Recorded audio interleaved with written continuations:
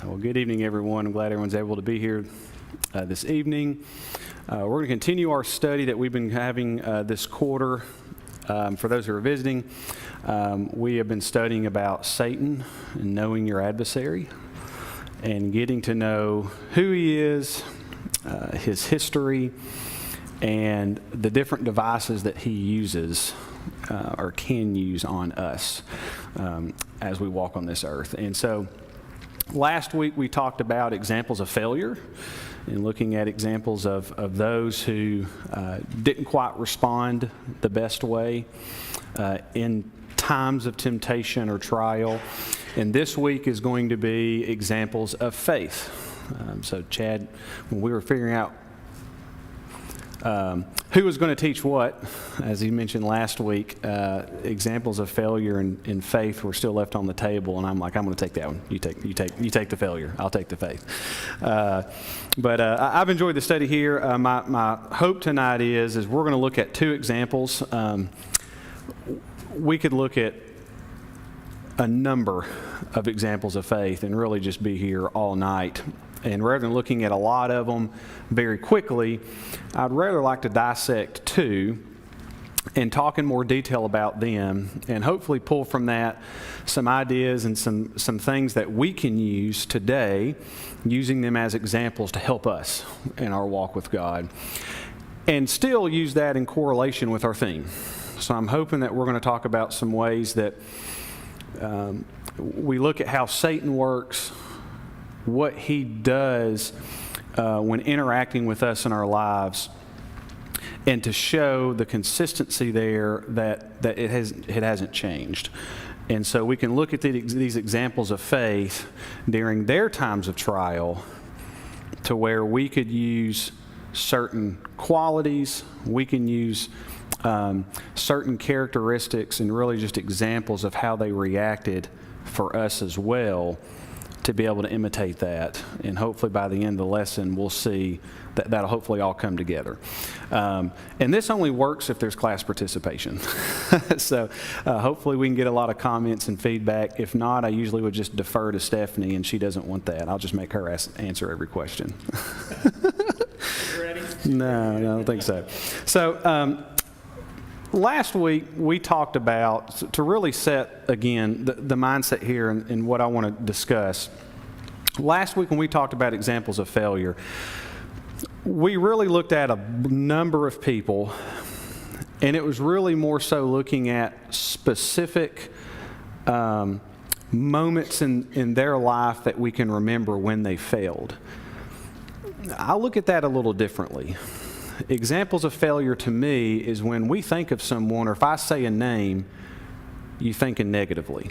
If I say Cain, do you think of an example of failure or faith? When I say Judas, are you thinking positively or negatively?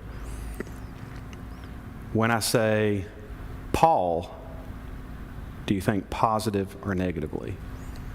When I say Enoch or Elijah? So for me, it's more so when we look at the life of these individuals and we look at their body of work throughout their life and their walk with God, do we see a result of faithfulness or a result of failure? Because at the end of the day, and we mentioned this last week, we all fail. We all fall short of the glory of God. So if we use that as a precedent, then we're all failures. I don't think we can find encouragement in that. So Only one perfect. There's only one. So tonight we're going to look at two examples of what I believe to be examples of faith, and people that two individuals we can look at and pull information from of, well, why were they considered faithful? What went on with their lives? What happened to them that would be the same to us in times of trial, that we can use and learn to hopefully put into our lives to where we would be considered examples of faith with those around us and in our life. So again, although we fail, are we remembered for being steadfast in our love for God, just like examples of faith? We talked about last week how those who are considered failures are those who practice sinning. They have this continual practice of sinning. There's no effort to correct that. But instead, we should practice righteousness and be considered faithful. So the two I want to look at are ones that we typically would go to, but I think there's a lot to learn. The first one's going to be Job. So the first one will be Job. No specific passage that I want to focus on that we're going to be looking at. I mean, we could look at the book of Hebrews and look at the history of faith, all the examples of faith there. But we're going to look at Job here. So if you would, go ahead and open up to Job chapter 1. I've got a few questions that will help direct our thoughts through this.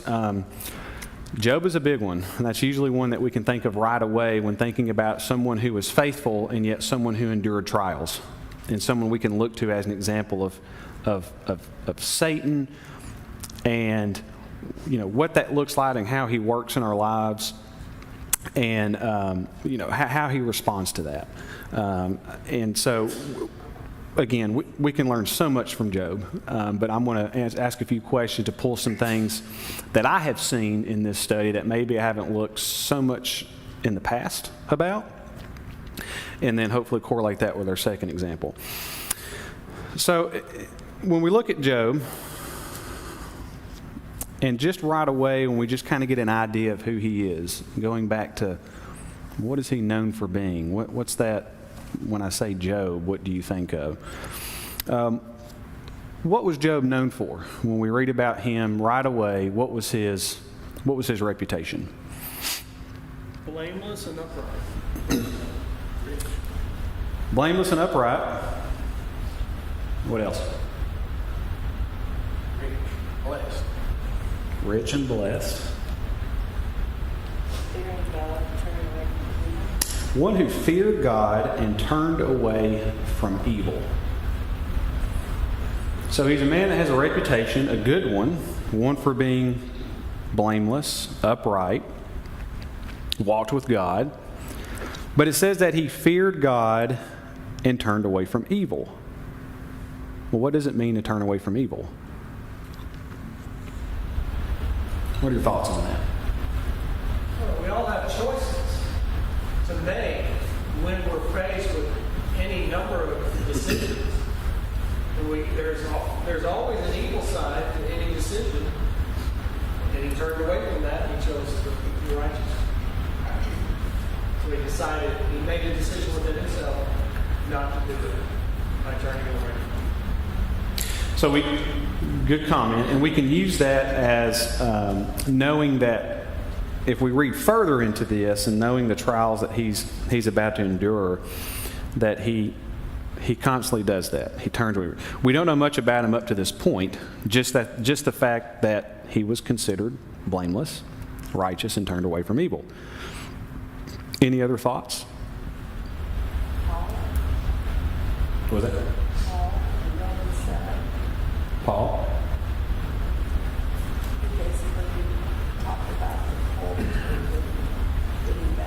Mm-hmm.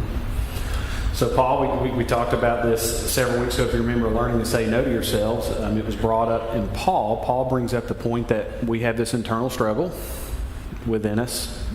And we talked about how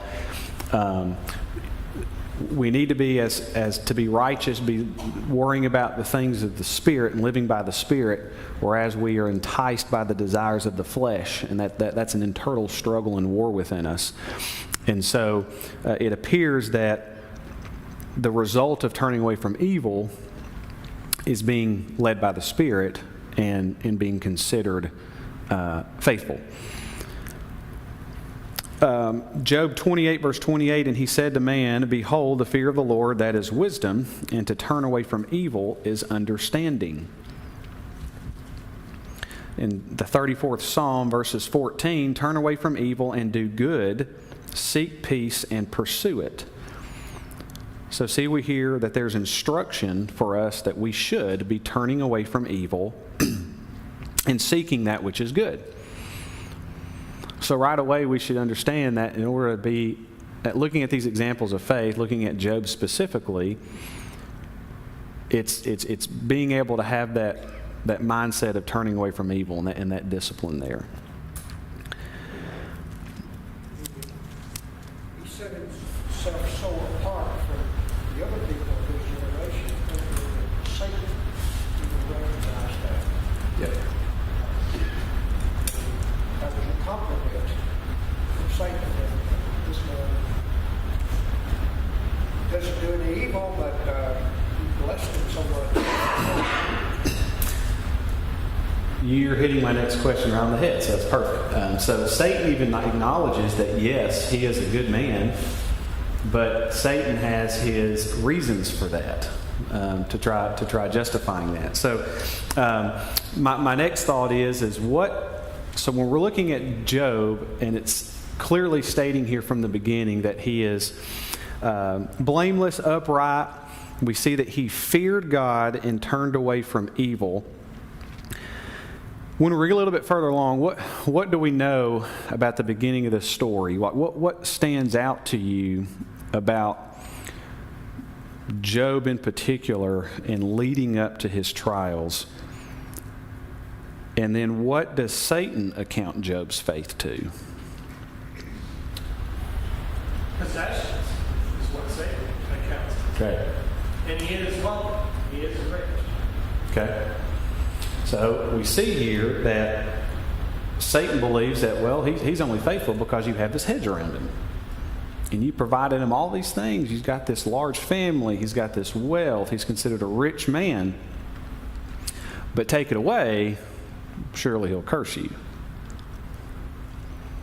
So what do you get from that? What do you... Go ahead.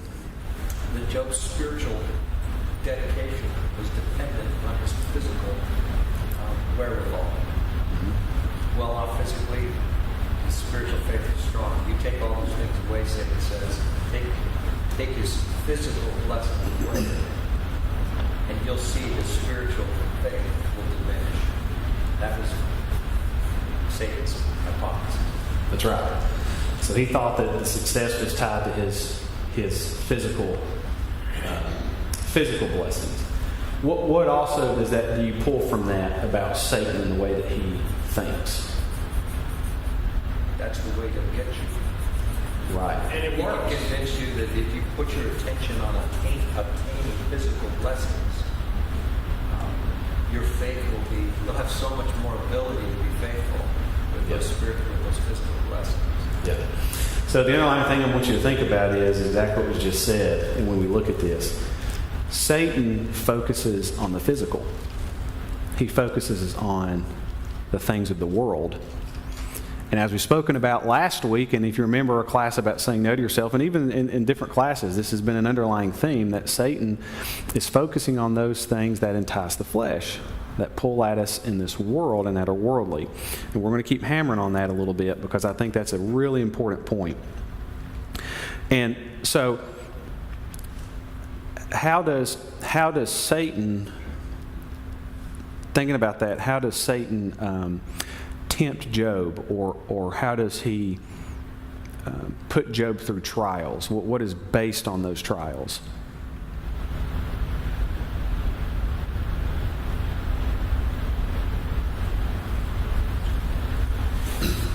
Well, the temptations that are thrown in front of him by his friends and family and wife is that he should just curse God, die, get it over with.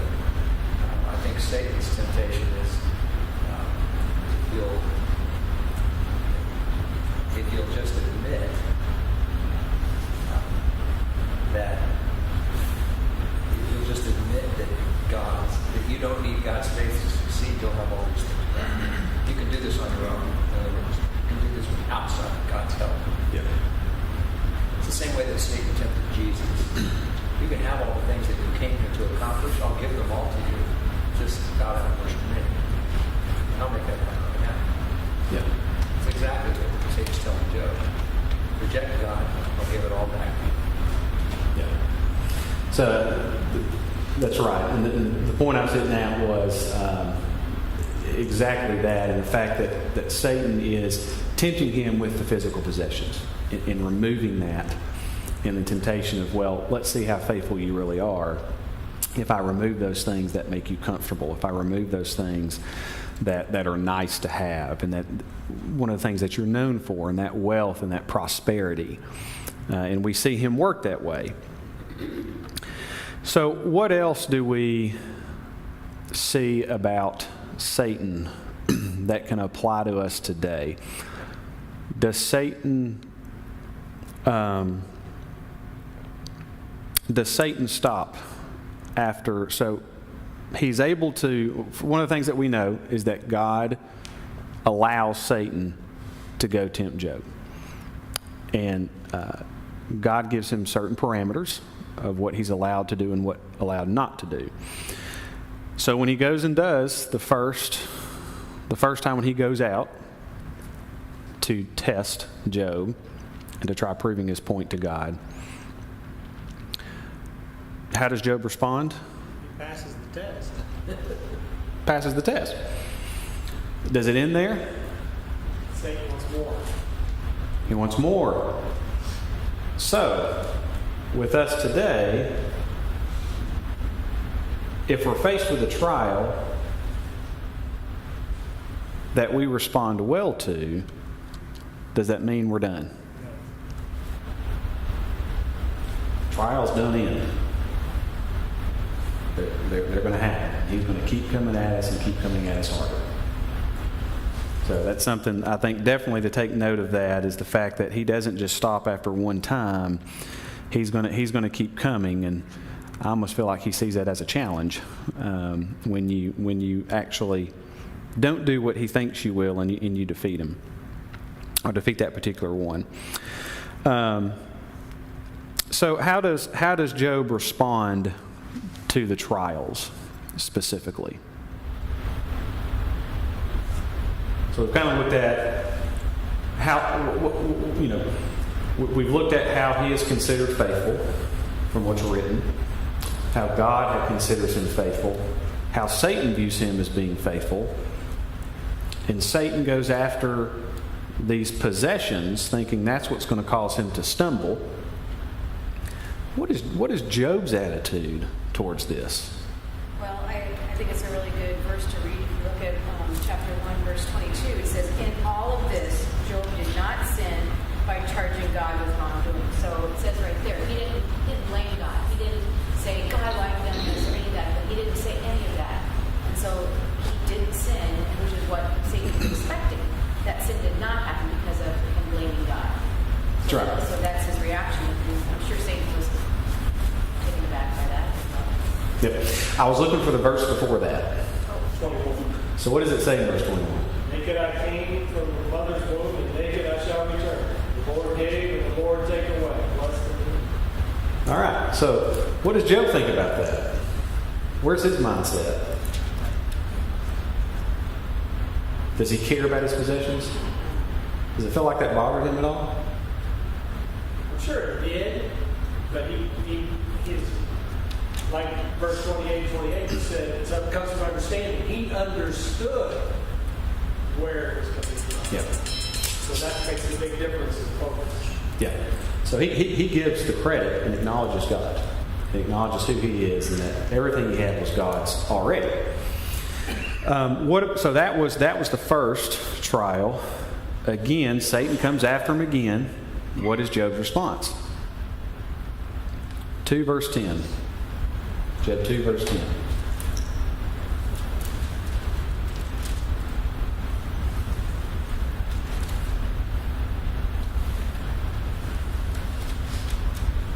So it says, but he said to her, you speak as one of the foolish women would speak. If you remember that this time that things are getting taken away, and Satan has gotten his wife in the sense that she's ready to curse God, and she's telling him to do the same. So he says, speak as one of the foolish women would speak. Shall we receive good? You speak as one of the foolish women would speak. Excuse me. Shall we receive good from God? And shall we not receive evil? And all this Job did not sin with his lips. So again, he understands that all these things came from God.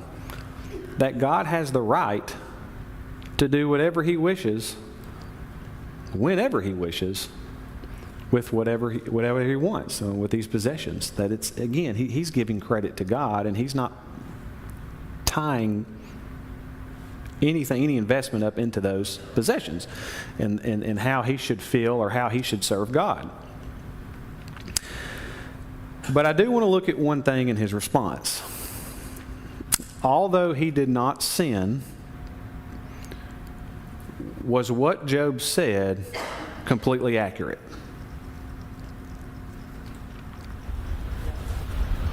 Yeah. Sounds like he's saying God is going to took it away. Okay. Really sick. Yeah. Okay. So if you pay attention to in the last part of what he says, it says, "Shall we receive good from God, and shall we not receive evil?"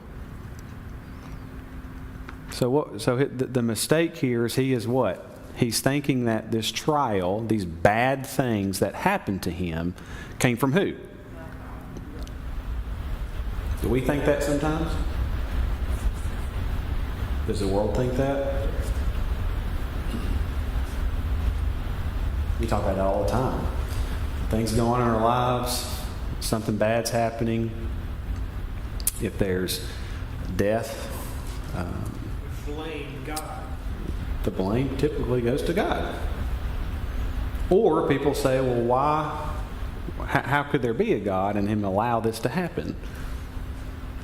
That's the word I was thinking of. Is questions that get asked of people today, at least when I get asked these questions by people, is how can there be a God if we will allow bad things to happen to good people? And of course, they've got their own definitions of bad and good. Jesus teaches a principle in the New Testament using sun and rain. The sun is positive and rain is negative. That God causes the sun to shine on the righteous and the unjust. And he causes or allows the rain to do the same. Yeah. To rain on the righteous and the unrighteous.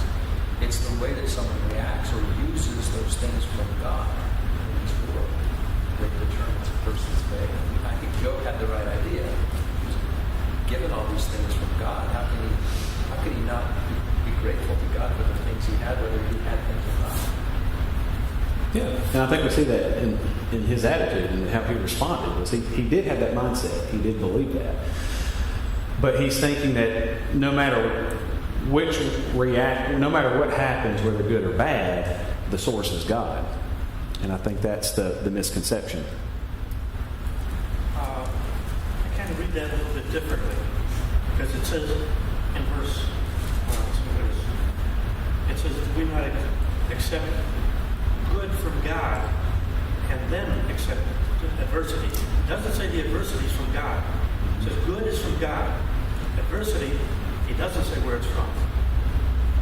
I don't think God gives adversity. The devil is the one around giving us all this adversity. Right. God turns around and says, wait a minute, stick with me, handle this adversity.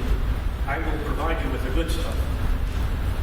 Yeah, I see what you're saying. So, if we consider ourselves a child of God, does that mean that we're necessarily not going to have bad things happen to us? Do we just think it's going to be good all the time? No, that's not true. Any other thoughts? I was going to say in James, it talks about where God does not tempt them. Yep. And so, but it does say what to do in our trials. Consider a blessing. Yeah, we've talked about James several times last week and throughout this quarter, as well as when we studied it, that God cannot tempt us, cannot cause us to sin and to stumble. That's not who He is and not what He wants from us. So the point there. Go ahead. I'm going to wait. No, go ahead. Well, I think the point here is that when sin came into the world with Adam and Eve, God made a proclamation that sin is going to make this a hard life. It's not going to be easy. You're going to have pain in childbirth. You're going to have to sweat and labor. You're going to have all these things, but it's not because I made it. It's because sin came into the world. You rejected what I told you. And so that lays the foundation right there. He is good. Sin is bad. And that's the result of what we've got to deal with in this life and what we have to look forward to in the life to come. We're trying to get back in the garden. Yep. That's pretty much what I was going to say, just a little differently and in a good way. So exactly right. So the point is that there's going to be bad things that happen on this earth and in this life. But the source of that is not God. And we don't put the blame on him by any means. Satan asked if he could take his family, and Satan did, but he left his wife. So Satan can use your friends and family to manipulate you and change you. And and there's a reason he left his wife, because she tried to change him and tried to tempt him to sin so that he could not be tempted anymore. Or not go through the trial anymore. So Satan uses friends and family to also. Yeah, so a great comment when looking at the devices of Satan and how he works. Again, another reason why Job's such a good example is because we can look at the way that he tries to attack us is through the physical, and through possessions, through health, but also through family and friends, and through loved ones. And not just from a standpoint of, okay, he took away the life of those that he loved to try to get him to stumble, but it could be that they fall spiritually and they lose their faith, and then what struggle that could be in moving forward in that relationship. Anything else? Because God didn't say he couldn't take his wife. Right. He just said don't take Job's. Yeah, don't just Job. Yeah, that's right. Any other comments before we move forward? All right.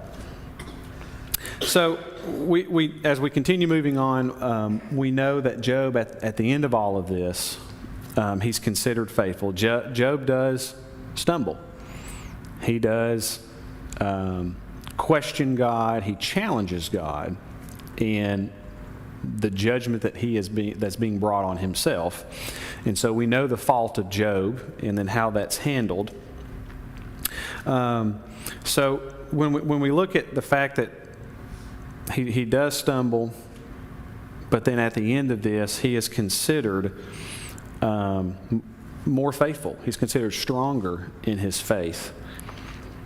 How is that? How did he become stronger through his trials?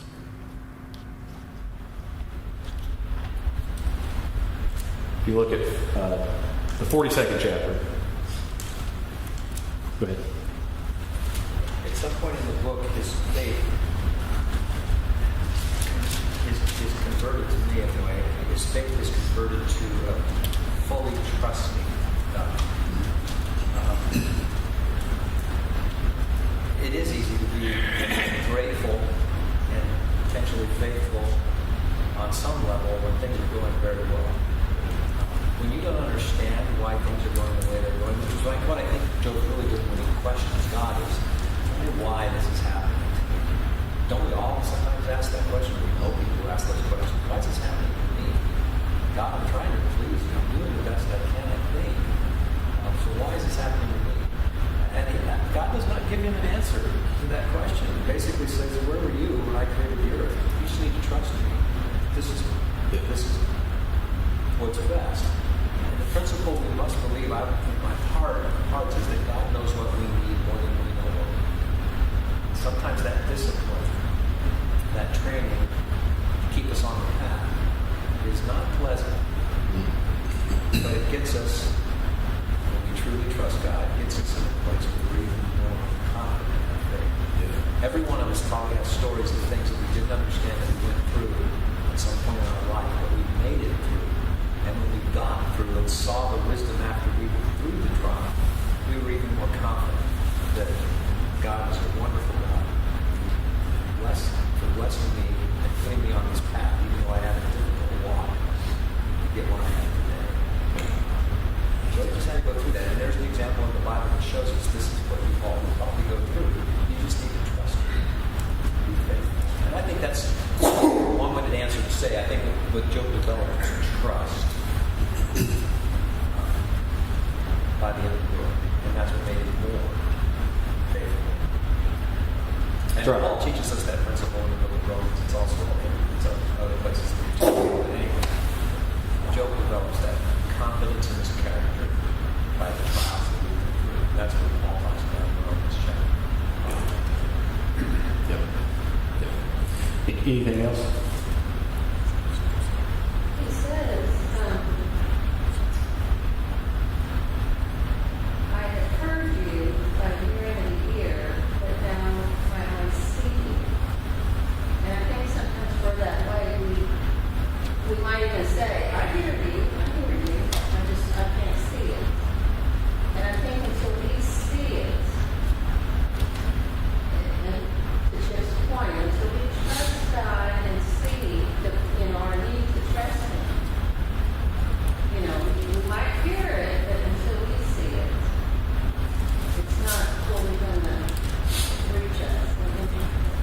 Yep. I see that. So that's the verse that I was looking at as well when looking at Job's response here and seeing his faith. So we do know that God speaks to Job. He finally does have that conversation and puts Job in his place. And I think that reaction and the fact that God answers and answers the way that he does, I mean, we know clearly humbles Job, which grows his faith. But the point that I think that I see in here too is that he does get an answer. It might not have been the one that he was wanting. It wasn't a direct answer to that question that he was asking, but he does get confirmation of God and from God. And he says here that, I've heard of you by the hearing of the ear. He's faithful. He knows of God. He's considered faithful for knowing and hearing about Him and His works. But now he's had that communication with Him, and now he sees Him. On the flip side, so something that we can gain from that, I think we can pull from that, is his faith got stronger because he has this interaction with God, and God deals with it directly. What does Jesus say about those who are considered faithful in regards to seeing versus hearing only?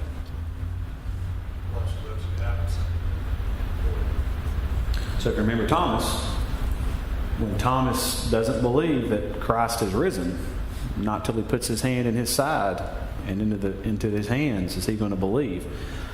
So when Jesus appears, John 20 verse 29, he says, "Have you believed because you have seen me? Blessed are those who have not seen and yet have believed."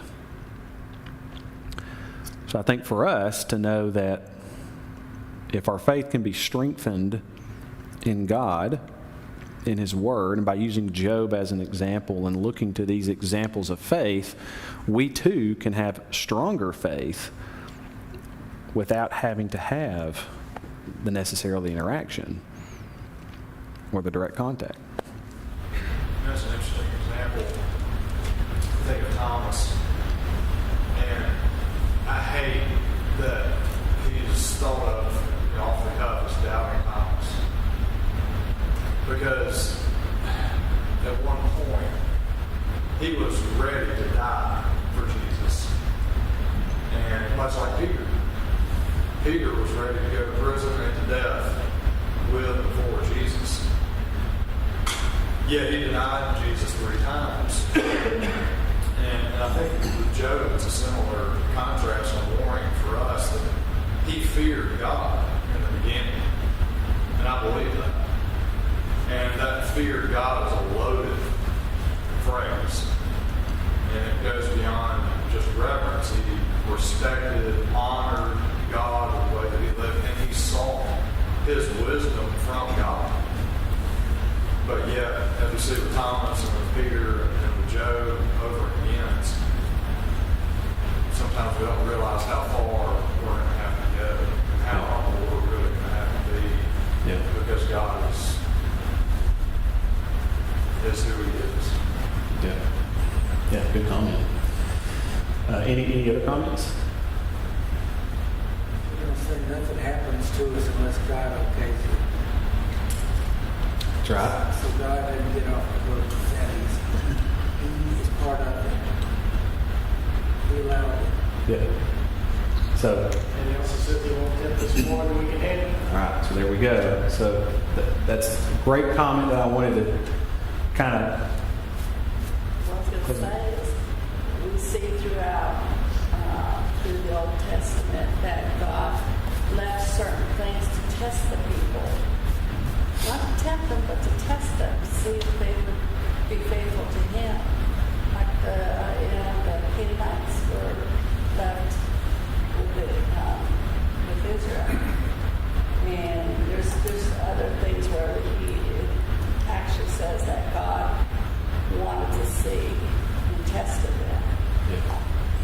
Exactly right. So all three good comments that connect with, that all are very similar. They connect. And the point that I want to make is as we start to move, we're going to move on to our next example here.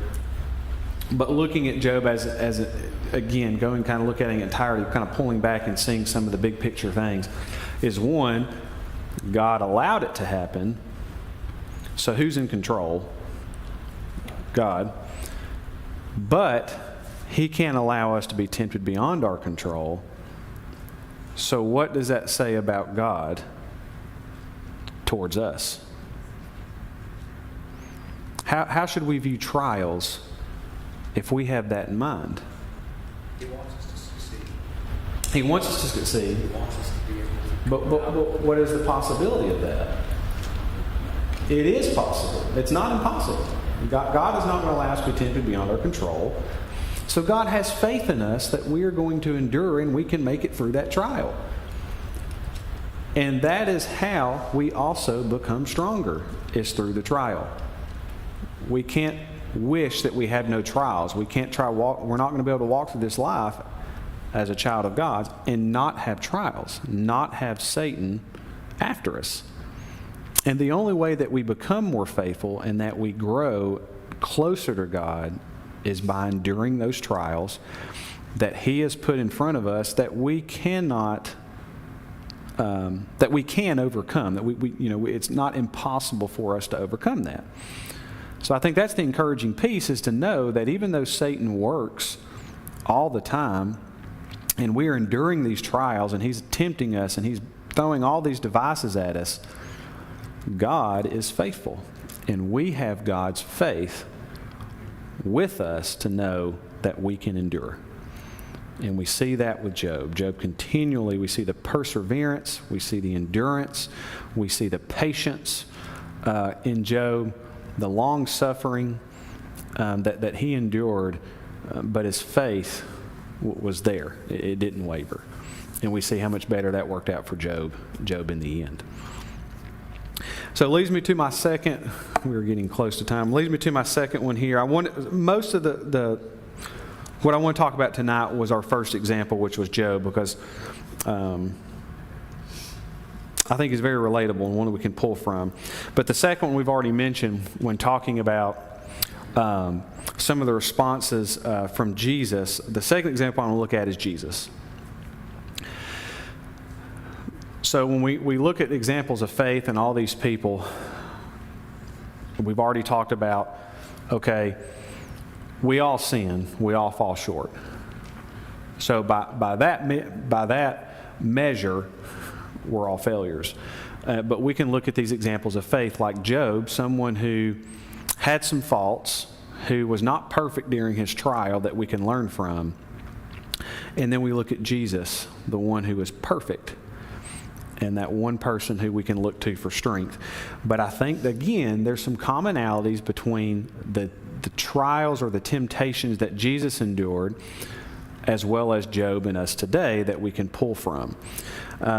So, how does Satan tempt Jesus?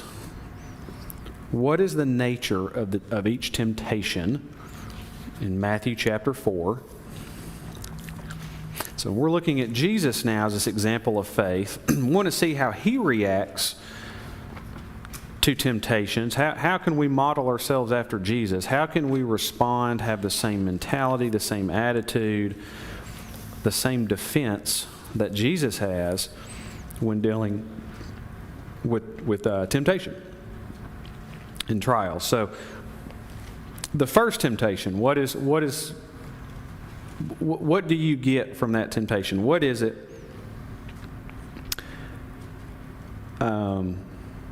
And again, kind of the same thing that we discussed with Job. Again, that same theme with Satan. What is Satan trying to tempt Jesus with? To me, he's tempted with physical hunger. Okay. So he says, if you're the Son of God, make these rocks turn into bread. And he's tempting him with food of physical fullness, because he's been fasting for how long? I mean, he is. You don't think that food sounded good to him at this point. You'd be crazy to think otherwise. So Jesus' response is a quote from Deuteronomy 8:3. Where is that?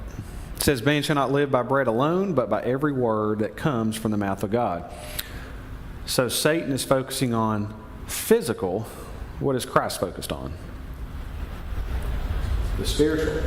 He understands the food is what's going to keep him full. And we see that with Jesus. He addresses this. He's addressed this before in John 6, verses 26 through 27, when he feeds the 4,000, and then later on the 4,000 is following him. What are they wanting? More food. They want to be fed. They're wanting more food because physically. And he rebukes them for that. And he says, do you only follow me because you want to be fed physically? And then he goes and discusses that. What's the second temptation of Jesus? What is the nature of that sin? What is Satan using to tempt or entice Jesus?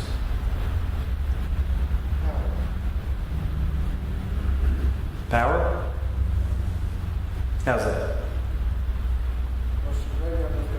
think that's what they're typically the high mountains, where they see all the kingdoms get over there. Mm-hmm. So again, he's testing him in power. In verses 5 through 6, took him to the holy city and set him on the pinnacle of the temple and said, "If you are the Son of God, throw yourself down, for it is written, He will command His angels concerning you. And on their hands they will bear you up, lest you strike your foot against a stone." I see this as testing Jesus for who He is. He's testing His deity. He's testing Him being God, what He's claiming to be. That if He throws Himself down, then the angels will save Him, and He has control. He can command the angels to come and get Him. What do you notice about this specific tactic from Satan? I think it's very important. So think about the devices of Satan. We've talked about him looking at the physical, looking at physical things, material things, using people in our lives. What does he use here against Jesus? He uses Scripture.